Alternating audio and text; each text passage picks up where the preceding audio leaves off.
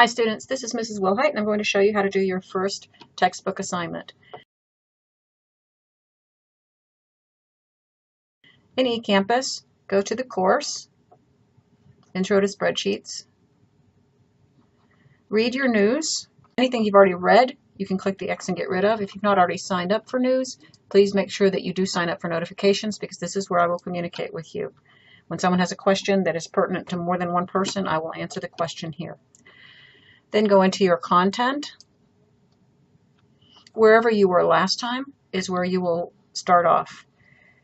After you've done the overview and the orientation and completed these assignments,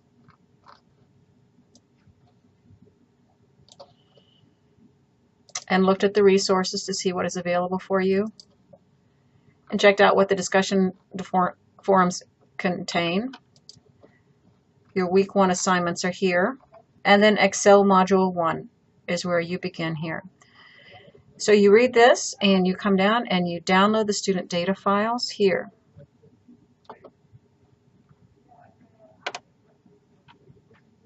Takes you to MindTap and Cengage. You may need to register. At this point, you will have 2 weeks free at the beginning of the semester before you have to pay for it. So then I read the instructions. And when you save them, guys, make sure you know where you saved them. You've got to be able to find them again. Okay, so be very careful that you know where you saved them, or you're going to end up not being able to find them or doing the work twice or that sort of thing. Okay, so I'm going to click this link. I'm going to go to Data Files. Okay, so we click this, and I'm going to save it in my Blinn College folder. Now I'm going to open it.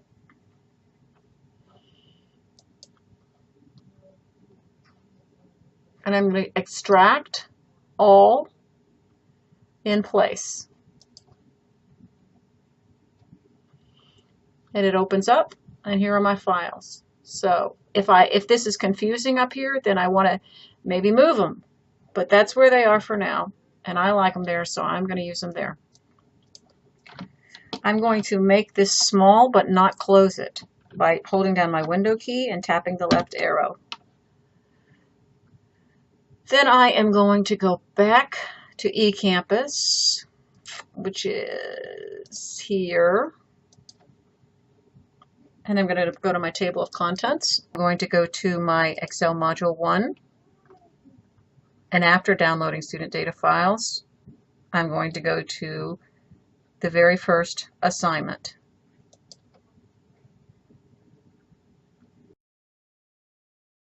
It says, observe, practice, and apply. Read each task completely before attempting it. Some tasks contain multiple steps. To complete the task, enter the apply mode and follow the instructions. Do you want to start this training? Well, let's see. Start. Here you see the different components of this page and this assignment.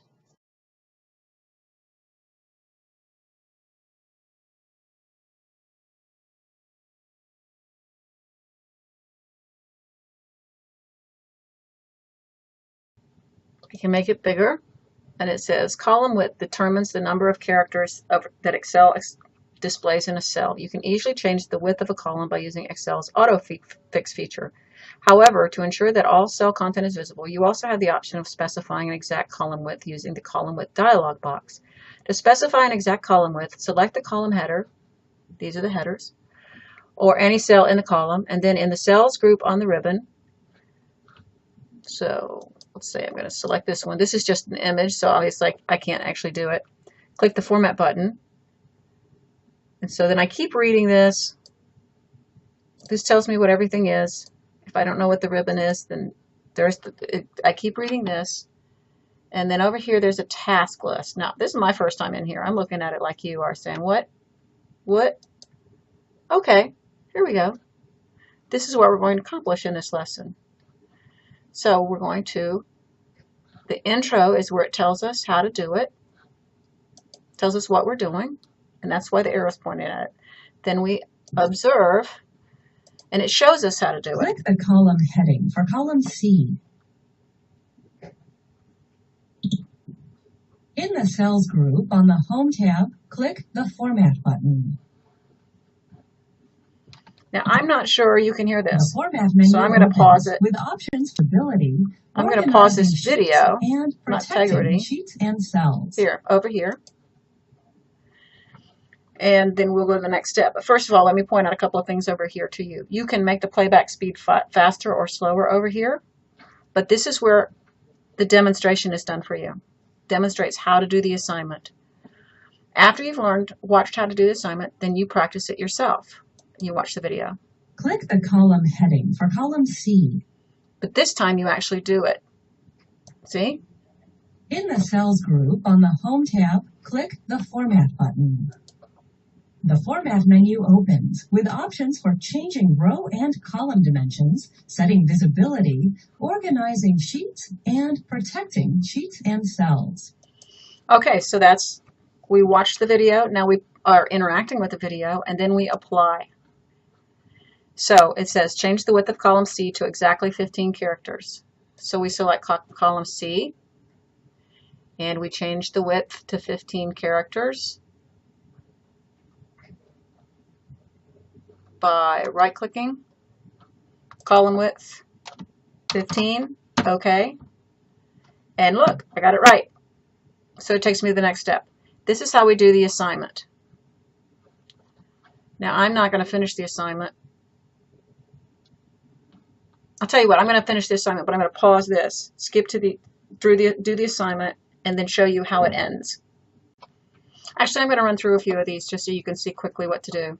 So we go to apply, change the width of column C to exactly 15 characters. Select it, change it, column width 15. Already did that, but okay, I've completed the task. Now look on the left, see it pops back up to the intro. So you can do the apply after the task, or you can do it after watching intro, observe, practice, and then do it. So you can do it in either order. I'm going to just do it this way real quickly. Change the page orientation of the current worksheet to landscape. Actually, I think it skipped a couple of tasks because I did a couple while I had the video paused. Okay, let's see, do another one. Without using parentheses, enter a formula in cell G2 that determines the projected 2021 salary less healthcare for the employee by taking the value in cell C4, adding the product of cell C4 multiplied by cell E4, and then subtracting the value in cell C4, F4. Okay, so you should be totally confused by that. I am. I didn't watch the intro, the observe, or the practice. If I watched those, then I'd know exactly how to do this, wouldn't I? That being said,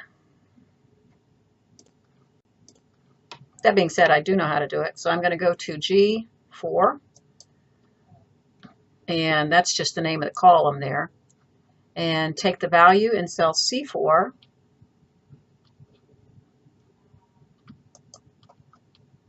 adding the product of cell C4 multiplied by cell E4,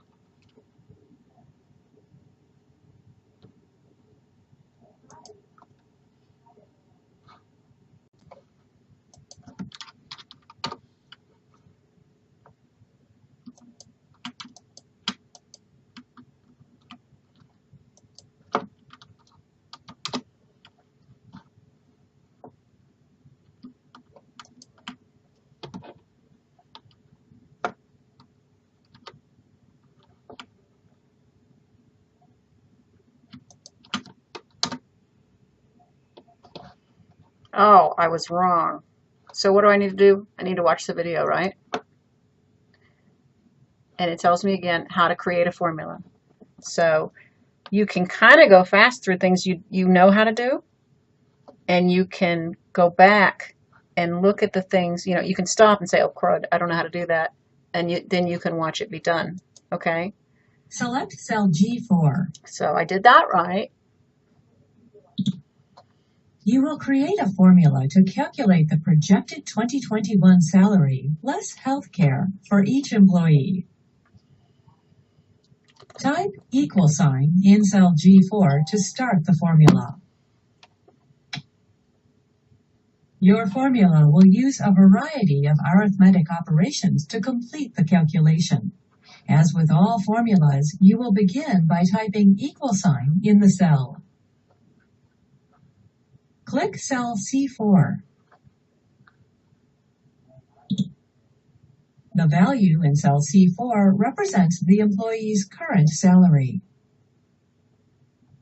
Type plus in cell G4. To this, you want to add the amount of the employee's raise in dollars. So you see what I did wrong? Cell C4. I typed an asterisk thinking it was a multiply. I read it too fast. Which you will calculate by multiplying the employee's current salary in cell C4. Type an asterisk in cell G4 by the raise percentage in cell E4. Click cell E4. Type minus in cell G4. Next, you will subtract the annual healthcare deduction shown in cell F4 from the projected new salary result. Click cell F4. On the formula bar, click the Enter button. Excel performs the calculations as specified and returns the result in cell G4. Okay, so now we can apply. And it says, we're going to try it again. We're going to select C4.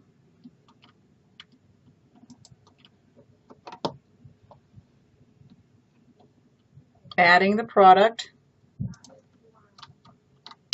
of C4 multiplied by E4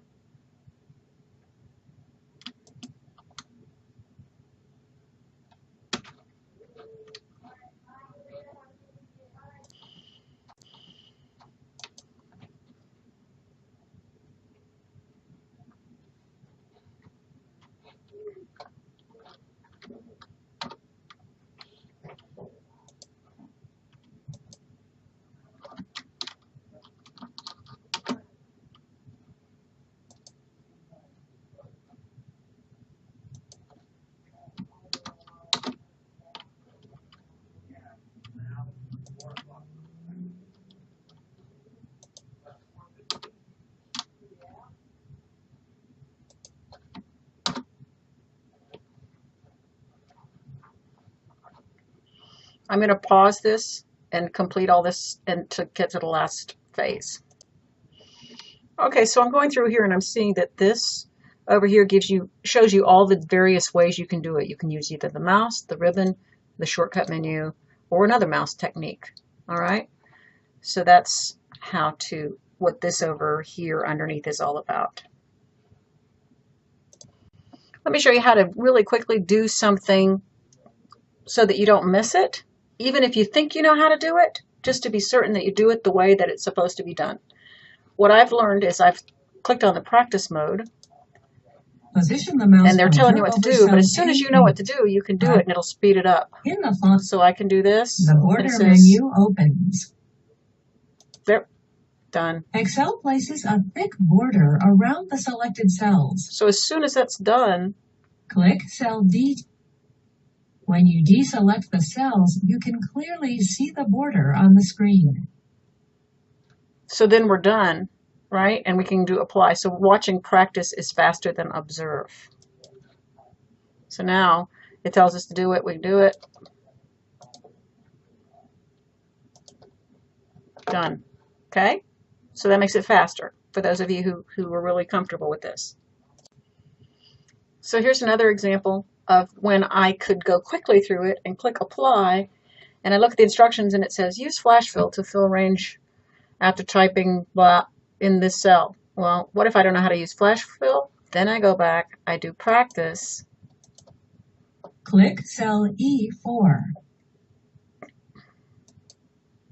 Type Dean Liu at glacierice.com in cell E4. You want to enter email addresses in this column based on the franchise owner's first and last names, shown in columns C and D, respectively. Press Enter. Excel formats the entry as an email address and moves the pointer to cell E5. Type LAU in cell E. As you type, Flash Fill suggests an entry for cell E5 based on the value and formatting in cell E4. Flash Fill suggests entries for the remaining cells in the column as well. Press. Excel enters the values in the remaining cells and advances to cell E6. The Flash Fill Options button that appears lets you make further changes if desired. So then I apply, and now I know what to do. So here I'm going to type